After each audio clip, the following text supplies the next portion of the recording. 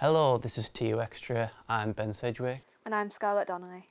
We're with former world boxing champion Glenn McCrory and legendary sports writer John Gibson, who have just been filming a podcast together.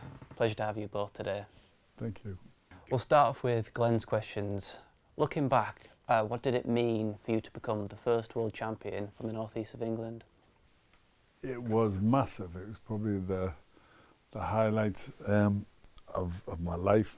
You know, my sporting career. It was huge. It had been such a hard journey getting to that point. I'd been through such a lot, and I'd been, you know, there'd been glimmers of stardom, and Muhammad Ali had said I'd be champion of the world, and I went through ups and downs and lost fights, but to finally get my opportunity, and get my opportunity in Stanley was in County Durham. My hometown was unbelievable, and it was kind of one of those things that when you get an opportunity like that, you cannot lose. you cannot lose. So it was amazing. What was the toughest fight of your career, physically or emotionally?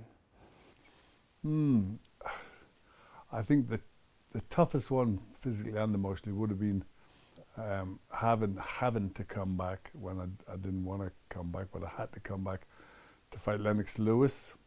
My manager, an American, Bob Williford, after he'd pretty much orchestrated me getting beat and losing my world title, and then got a tax bill of money I hadn't even earned, and he'd left the country back to America with my money, so I had to make the decision to try and, you know, get some money, pay the tax, and the only way I could do it was fight Lennox Lewis. So I took a fight for the first time in my life. I took a fight for money, and I still tried and trained hard and all the rest of it. But I didn't want to be there.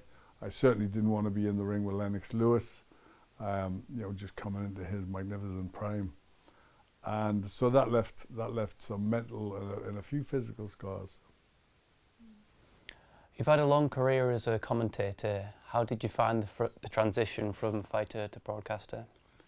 I think having loved the sport, as a youngster, having loved the sport, having been something of a historian, in that, you know, I just wanted to just suck up all the information I possibly could about every fighter, and I loved the exciting fighters and I loved the characters.